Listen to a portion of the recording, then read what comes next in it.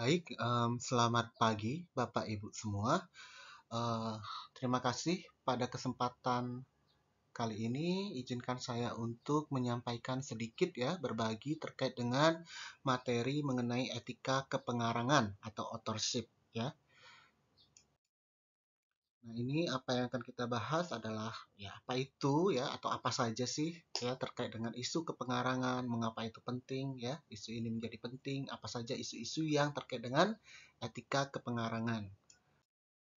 Nah, sebelum kita membahas lebih lanjut ya, ini saya coba berikan ya beberapa contoh kasus ya yang terkait dengan etika kepengarangan dalam dunia akademis ataupun dalam penelitian ya. Misalnya ini terkait dengan tudingan plagiat ya oleh dekan FEB UNAS ya. Kemudian dampaknya meluas ya. Kemudian dalam hal ini beliau ya adalah profesor ya guru besar di UNAS yang kemudian ketika menerbitkan, mempublikasikan penelitian-penelitiannya, beliau mencatut nama dari beberapa uh, peneliti lainnya ya, terutama bahkan di negara luar ya, yang kemudian tentu peneliti-peneliti tersebut tidak pernah terlibat dalam penelitiannya sehingga mereka mempertanyakan gitu ya, kenapa kok bisa dicatut seperti itu. Nah, ini ya. Kemudian ada juga ini ya, professor in France ya blames alleged ghostwriter for plagiarism. Nah, ini juga unik nih. Jadi sebenarnya isu-isu terkait dengan etika kepengarangan itu bukan hanya unik di Indonesia, tapi juga di dunia akademisi itu menjadi sebuah isu yang cukup besar ya. Eh, Bahkan di sini contohnya di Prancis ya. Dan bahkan nih uniknya karena dia ini adalah seorang profesor di Prancis yang kemudian menyalahkan ya, mempermasalahkan kepada ghostwriter-nya ya, karena ditemukan bahwa dia plagiat gitu ya untuk papernya gitu kan ya. Oh, ternyata ketahuan dong bahwa yang menulis bukan dia gitu ya, tapi dia mempekerjakan seorang ghostwriter ya, yang ternyata ghostwriter-nya itu adalah plagiat gitu ya, plagiat. Nah, ini kan juga adalah terkait dengan isu-isu kepengarangan ya, etika kepengarangan. Jadi ini memang ya cukup merupakan isu yang penting ya kalau menurut saya, karena kita memang masih kadang merasa abu-abu ya kan terkait kepengarangan, siapa aja sih yang boleh dimasukkan ke dalam uh, apa sebagai author ya dari sebuah publikasi atau penelitian gitu kan ya. Nah, itu memang uh, di berbagai negara ya, di berbagai orang pun mungkin memiliki pandangan yang berbeda gitu ya. Makanya penting ada sebuah standar pedoman ya yang terkait dengan apa sih yang dimaksud dengan itu gitu ya. Mengapa itu perlu dijabarkan secara rinci gitu ya. Nah, next. Nah, what is ya pengarang ya, authors ya. Nah, ini kalau saya ambil dari Samuel Resnick ya tahun 2009, itu adalah seseorang yang telah memberikan kontribusi yang signifikan terhadap proyek ya melalui perencanaan, konseptualisasi atau desain penelitian, kemudian menyediakan, mengumpulkan atau merekam data yang dibutuhkan ya, dan menganalisis atau menafsirkan data ataupun menulis dan mengedit naskah ya. Nah, sedangkan authors menurut ACS ya in Whiteback ya tahun 98 itu adalah semua orang yang telah membuat kontribusi ilmiah yang signifikan atas penelitian yang dilaporkan dan yang berbagi tanggung jawab dan akuntabilitas atas hasil penelitian. Kontribusi lainnya harus ditunjukkan dalam catatan kaki atau pada bagian pengakuan. Jadi memang dari pengertian ini kita dapat melihat bahwa yang namanya authors itu yang bisa dikelompokkan menjadi authors itu cukup luas gitu ya. Kalau menurut Samuel Resnick itu mereka yang memberikan kontribusi ya melalui baik cuman perencanaan, konseptualisasi maupun desain itu bisa dijadikan author ya. Berarti dalam hal ini supervisor ya, misalnya kita adalah mahasiswa S2 atau S3, PhD, kita punya supervisor kan ketika kita membuat penelitian dan mempublikasikan hasil penelitiannya ada supervisor kita yang kemudian dia juga turut membantu dalam perencanaan, konseptualisasi ataupun desain penelitian kita. Nah, itu dia bisa dijadikan sebagai author gitu ya artinya ya. Kemudian menyediakan, mengumpulkan dan merekam data ya. Artinya orang-orang yang anggota tim penelitian yang memang membantu dalam pengumpulan data gitu kan ya. Nah, itu juga bisa dijadikan author. ya, atau menyediakan data berarti dia adalah misalnya narasumber ahli yang kemudian kita memang banyak sekali dapat data dari beliau gitu kan ya. Tulisan kita itu banyak bersumber dari pengalaman beliau. Nah, beliau bisa dijadikan sebagai author, bisa ya kalau menurut penelitian ini, pengertian ini ya. Atau mereka yang hanya anggota tim, katakanlah anggota tim peneliti yang hanya menganalisis ya, menafsirkan data. Itu juga sebagai author bisa ya. Atau menulis dan mengedit naskah. Jadi menulis papernya ya, ataupun cuma mengedit papernya. Ini udah saya bikin tulisannya nih, tolong kasih ke pihak orang lain ya, teman atau apa yang kemudian membantu mengedit. Itu juga bisa disebut sebagai pengertian dalam ruang lingkup pengertian authors gitu ya. Jadi ini memang cukup luas gitu ya. Nah, kalau menurut ICS in Whitbeck ini, juga sama ya. Tapi di sini ditekankan ya bahwa semua author itu mereka harus memiliki berbagai tanggung jawab dan akuntabilitas atas hasil penelitian. Jadi kalau misalnya nih saya seorang mahasiswa PhD gitu kan ya, saya mau menulis paper, saya izin ke supervisor untuk memasukkan namanya sebagai author kedua atau ketiga misalnya kan ya. Tapi supervisor saya mungkin dia ada pertimbangan lain gitu ya, atau mungkin dia merasa wah ini mahasiswa PhD ini penelitiannya agak kurang reliable nih gitu kan ya, sehingga dia tidak mau mencatatkan memasukkan namanya ke dalam paper yang ditulis oleh si mahasiswa PhD. Apakah dia bisa membatasi oh kamu nggak boleh, nah itu kan haknya si mahasiswa PhD ya, tapi dia berhak untuk mengatakan bahwa saya tidak mau nama saya dimasukkan ke dalam paper tersebut. Mengapa? Karena ini untuk melindungi dirinya sendiri, supervisornya ya atau profesornya, bahwa mungkin dia ada pertimbangan ya sehingga dia tidak akan, karena namanya tidak ada di dalam paper tersebut, dia tidak akan berbagi tanggung jawab kalau misalnya ternyata paper tersebut harus di-retract ya atau harus diperbaiki ya atau akan mendapatkan banyak komentar kontra ya atas hasil penelitiannya. Nah inilah ya mengapa pentingnya authors ya.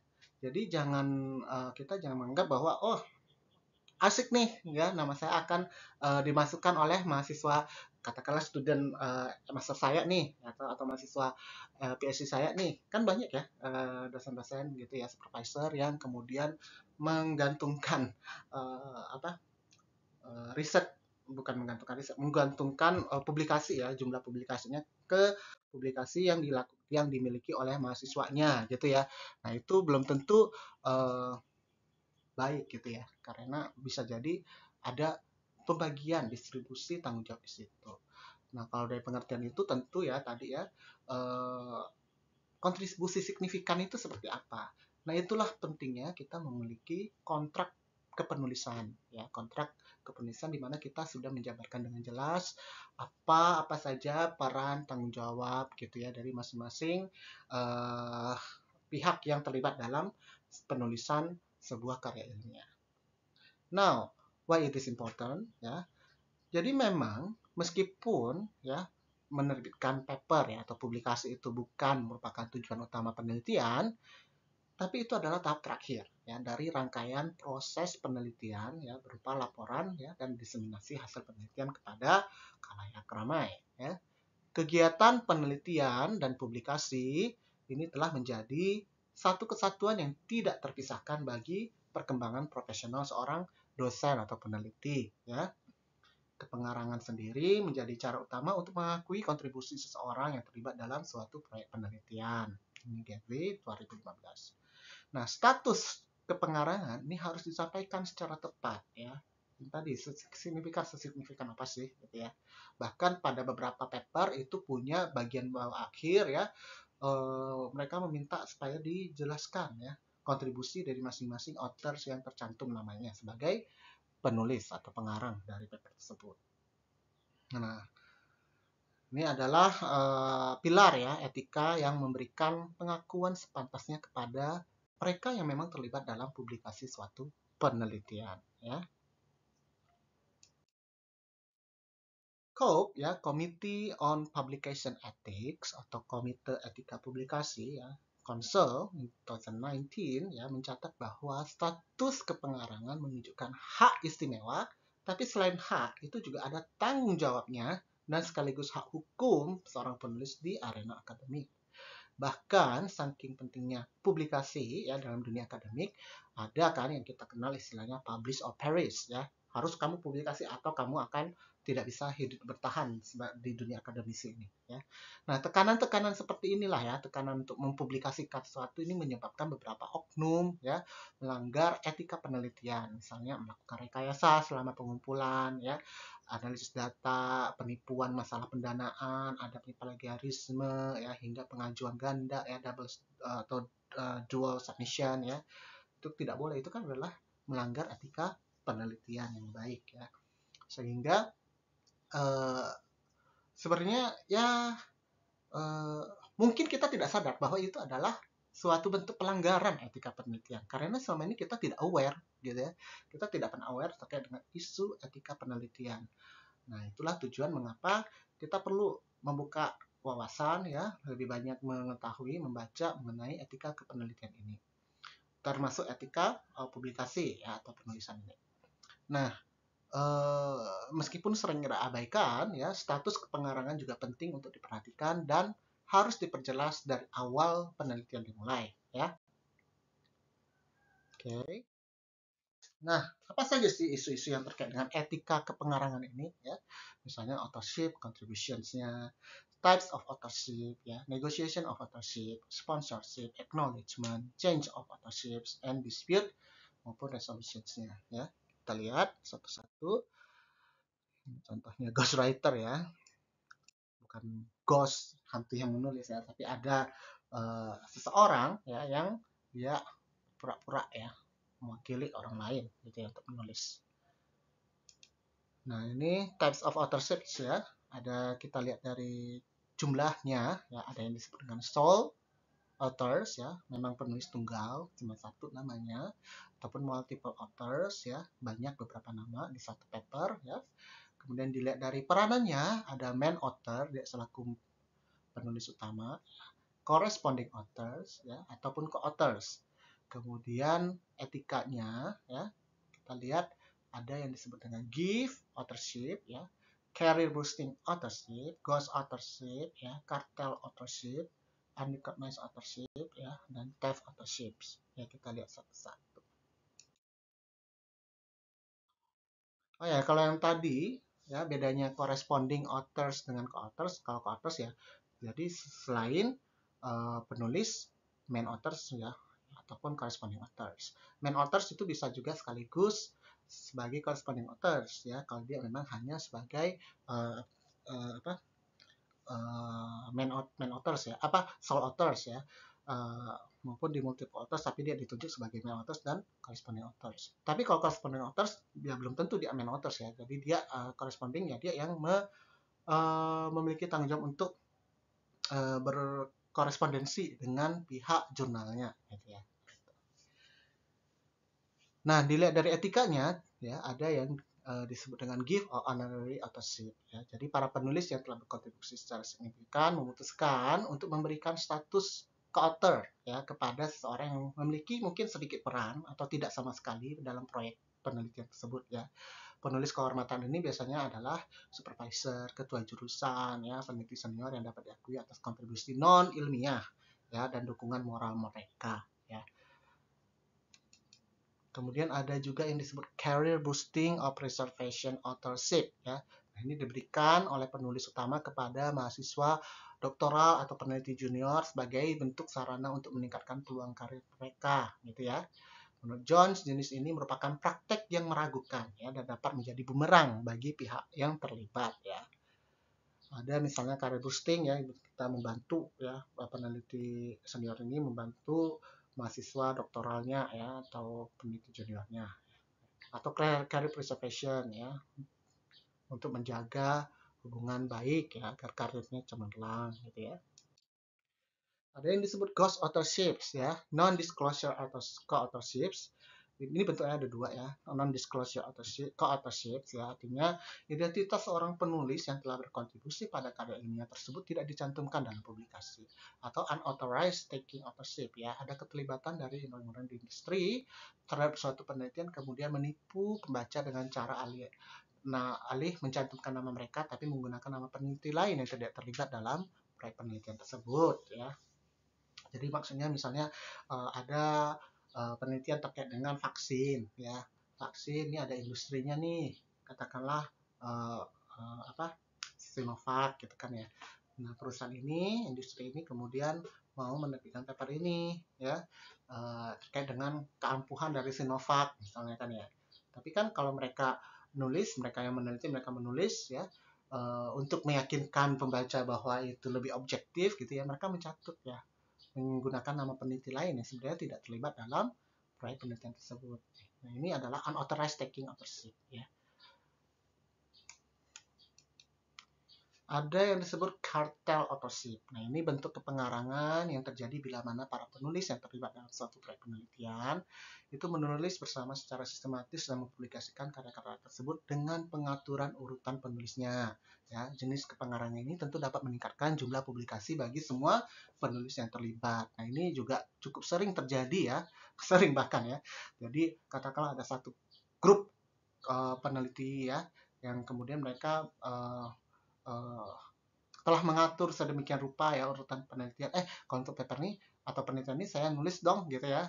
Karena saya punya ininya gitu ya. Tapi nanti namanya saya akan catat ini. Untuk yang nanti berikutnya nama saya dicatut di dalam nama saya dimasukkan di dalam penelitian kamu ya. Nah, itu demikian urutannya ya, sehingga biasanya dalam papernya itu akan ada sampai 5-10 nama authors gitu ya. Nah, itu boleh apa enggak gitu ya. Nah, ini secara etika itu sebenarnya tidak baik ya, tidak bagus ya. Karena meskipun memang mereka sudah menegosiasikan dari awal ya terkait dengan pengaturan nama-namanya ya. Sekali lagi yang namanya authorship kan adalah sesuai dengan negosiasi gitu ya. Tapi ada tanggung jawab moral ya, dan ada tanggung jawab terhadap hasil dari penelitian tersebut gitu ya. Belum tentu dia sama sekali tidak bisa, jadi dia sama sekali tidak pernah tahu ya terkait dengan esensi dari paper tersebut gitu ya, atau penelitian tersebut gitu ya, tapi namanya dimasukkan karena memang mereka sudah mengatur sedemikian rupa ya urutan-urutannya. Nah, inilah yang disebutkan cartel authorship ya.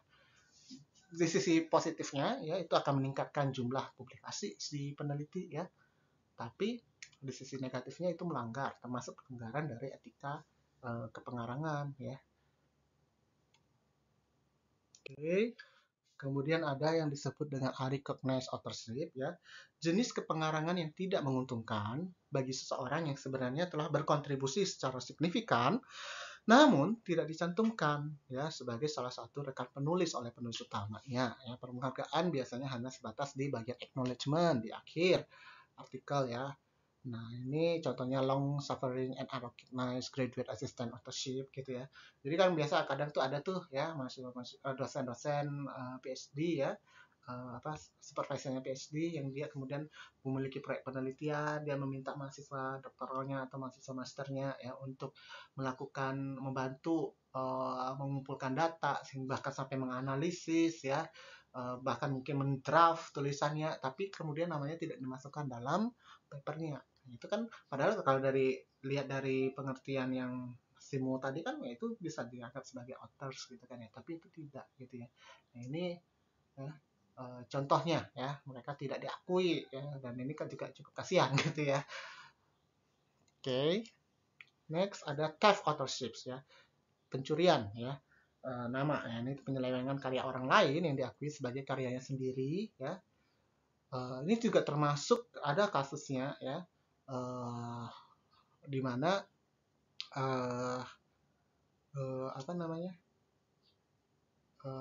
seseorang ya, dosen itu mengambil atau menerjemahkan, menulis ulang gitu kan ya, sebuah karya ilmiah ya, dari student yang dibimbing oleh dosen lain ya. Jadi misalnya gini kan, kita umum ya bahwa kita bisa mempublikasikan karya ilmiah artikel dari tugas akhir ataupun dari disertasi atau dari tesis gitu kan ya. Nah, itu kan tesis ada, dan kemudian di format ulang ditulis dalam bentuk artikel ilmiah ya, yang kemudian dipublikasikan di jurnal. Itu dua hal yang berbeda memang. Tapi kan yang benar adalah bahwa yang berhak untuk mengambil artikel, menulis ulang ya dalam bentuk artikel ilmiah itu adalah memang mereka yang terlibat, ya kan? Either itu adalah si mahasiswa PhD, mahasiswa master, si pemilik karya tugas akhirnya ini ya atau tesis ini, ataupun supervisornya, ya kan? Nah, itu oke, mereka tentu boleh gitu ya. Bahkan biasanya kadang ada surat pernyataan ya kan di dalam karya ilmiah tersebut bahwa itu boleh gitu kan ya. Tapi ada kasus di mana ada pihak ketiga ya, dosen lain gitu ya, yang mungkin dia cari repositori gitu kan ya, dapat datanya dapat tesisnya, kemudian ditulis ulang dalam bentuk format artikel ya. Nah, ini tidak boleh ya. Dia harus menghubungi semua pihak dan terlibat di dalam proyek tesis ini ya, proyek karya akhir ini, tugas akhir ini. Boleh nggak dia menulis ulang, kemudian dia akan mencantumkan nama-nama dari si tim peneliti yang di tugas akhir ini. Tim peneliti artinya ya si mahasiswa maupun si supervisornya gitu ya. Kalau boleh ya silakan. Berarti kan dia memang ada kontribusinya ya, bahwa dia menulis dan mengedit dari karya tugas akhir ini. Tapi kalau tidak boleh, dia tidak melakukan konfirmasi itu, ya dia berarti melanggar. Itu adalah namanya theft authorship. Ya. Dia mengambil karya orang lain, mau dalam bentuk apapun, mau dalam bentuk publikasi ilmiah yang sudah dipubliskan, ataupun dalam bentuk tugas akhir, tesis, disertasi ya, dan kemudian dia terjemahkan, dia terbitkan ulang ya sebagai karyanya sendiri. Itu tidak boleh ya, itu theft authorship. Nah, itu tadi ya terkait dengan jenis-jenis pelanggaran etika kepengarangan ya.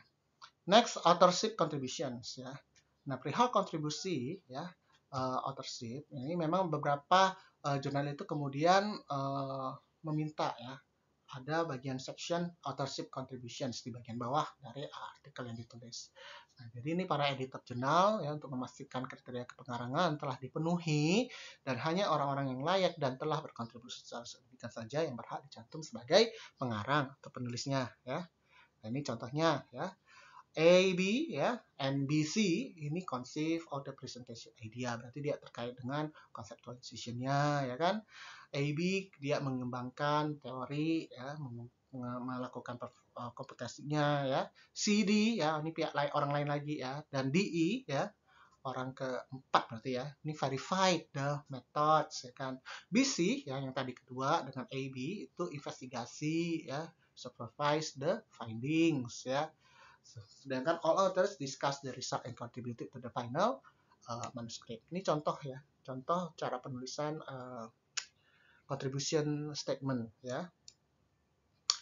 Atau bisa juga begini, the authors conducted the entirety of this research ya, from conceptualization to writing. Ini contohnya kalau karena ini the author cuma satu ya, berarti dia ini adalah sole author ya, cuma satu penulis. Jadi dia memang menulis dari awal sampai akhir ya.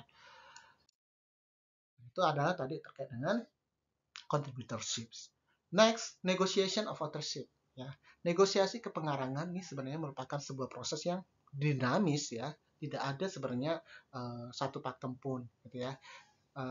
Tapi ya setidaknya ada dua hal yang perlu dinegosiasikan ya, yaitu siapa saja yang dapat dicantumkan dan bagaimana urutannya ya. Nah, Johnson ini menekankan pentingnya kontribusi individual masing-masing peneliti untuk diperjelas. Yang tadi ya nanti masuk ke author contributorship ya. Kemudian urutan kepengarangan ini berperan dalam memberikan pemahaman terkait kontribusi relatif para penulis yang terlibat dalam suatu artikel ilmiah. Jadi kan ada tuh urutan penulis pertama, kedua, ketiga, keempat, kelima misalnya. Memang tim proyeknya penelitian itu ada 5. Ya. Nah, ini urutannya gimana? Nah, itu perlu diperjelas ya.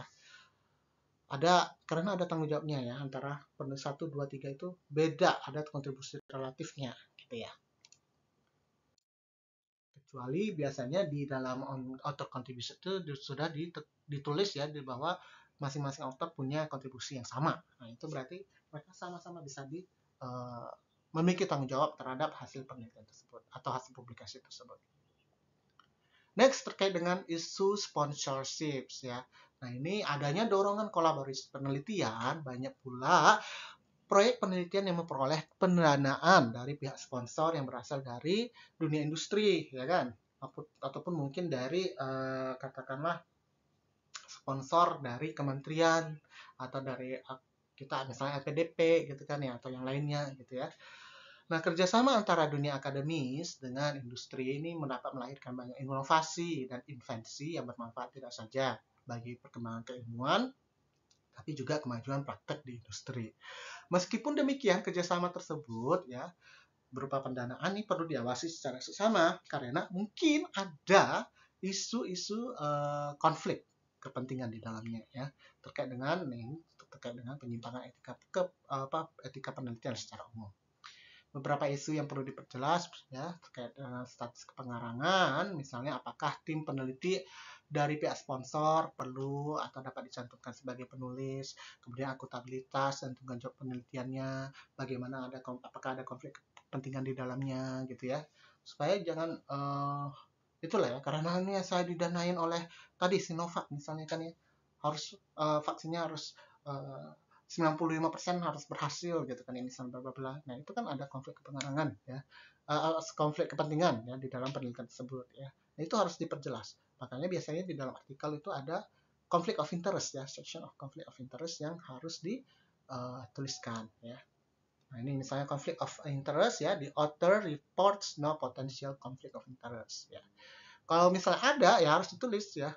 Ada kemungkinan ya, sehingga pembacanya ini memberikan informasi kepada pembacanya bahwa oh paper ini bisa aja ada potensi gitu ya. Uh, uh, ada hal yang lain yang perlu dipertimbangkan terkait dengan ketika seseorang pembaca itu menginterpretasikan hasil dari penelitian tersebut ya yang telah dipublikasikan tersebut. Next ya terkait isu acknowledgement ya. Kontributor substantif dalam suatu penelitian harus dibedakan dengan penulis ya. Kontributor yang tidak berhak dicantumkan sebagai penulis, tapi tetap perlu diberikan pengakuan atas bantuan ya dan kontribusi yang telah mereka berikan.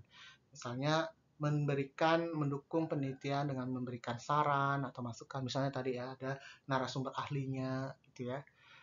Nah, kemudian membantu merekomendasikan partisipan penelitian, ya, atau membantu dalam proses pengumpulan data. Nggak cuma membantu proses pengumpulan data aja, gitu ya. Tidak cuma bantu nyebarin kuesioner misalnya kan ya, tapi tidak benar-benar melakukan pengumpulan datanya, gitu ya. Nah, ini boleh ya. Pengakuan ini biasanya terletak di bagian akhir dari manuskrip juga ya, namanya acknowledgement ya, ini contohnya, gitu ya. Kemudian change of authorships ya, merubah ya pengarangnya ya ke pengarangannya, misalnya mengubah urutannya atau mengubah namanya ya, dikeluarin, dimasukin yang baru, ditambahin ya. Nah, ini status kepengarangan dapat diubah oleh tim penulis melalui penulis korespondensi ke jurnalnya ya kan.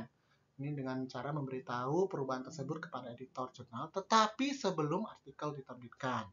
Perubahan ini bersifat spesifik tergantung pada situasi dan harus disepakati oleh semua pihak yang terlibat. Ya.